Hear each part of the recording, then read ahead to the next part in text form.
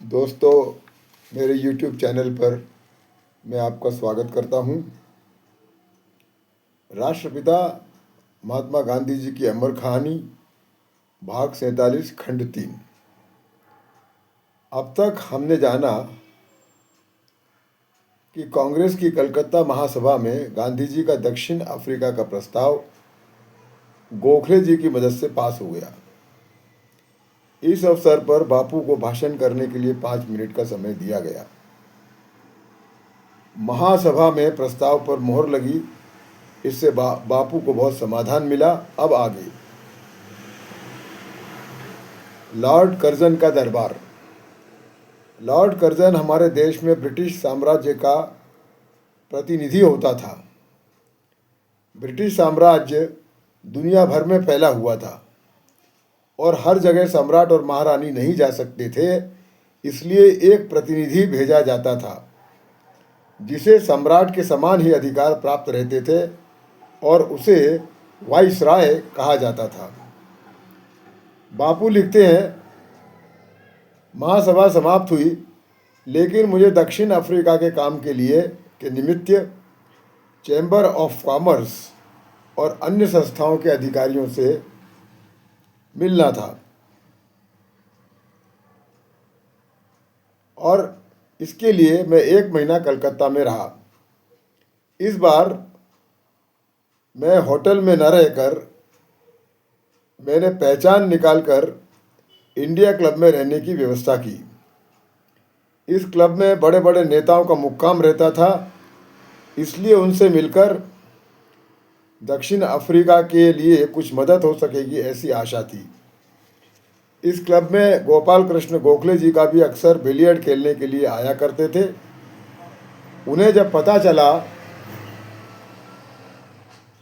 कि मुझे कुछ दिन कलकत्ता में रहना है, तब उन्होंने मुझे उनके साथ रहने का निमंत्रण दिया, जो मैंने आभारपूर्वक स्वीकार किया।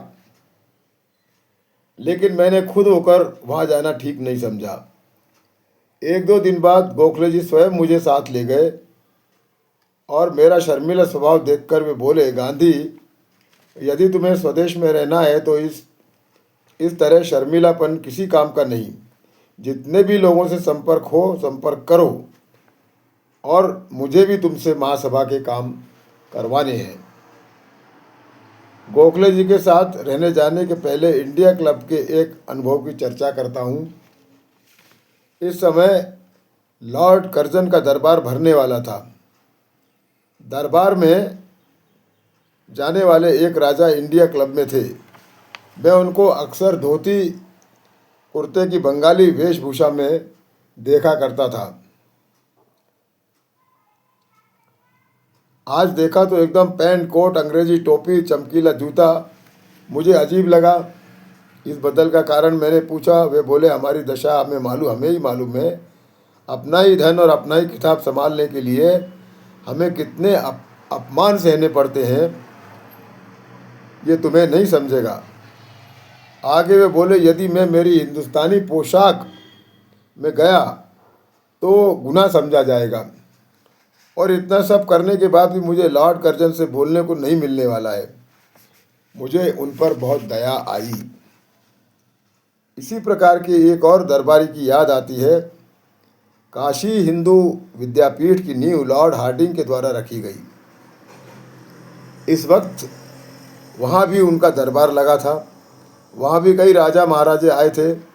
मुझे भारत भूषण श्री मदन मोहन मालवीय जी ने आग्रह से बुलाया था और मैं गया भी था। स्त्रियों पर शोभा दे इस तरह की वेशभूषा पहने राजे महाराजे वहाँ उपस्थित थे। इसका मुझे खेद हुआ। उनकी कमर में सोने की मूठ लगी तलवार भी मैंने देखी, जो राज्याधिकार का प्रतीक न होकर गुलामी की निशानी है, ऐसा एक व्यक्ति बोल रहा था। इस तरह की पोशाक वे मन से न पहनकर राजा की आज्ञा और सख्ती की वजह से करते थे, ऐसा मुझे बाद में पता चला।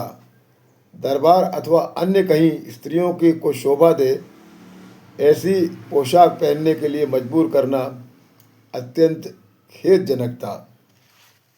और अब आगे के अध्याय में हम देखेंगे। आपका बहुत बहुत धन्यवाद।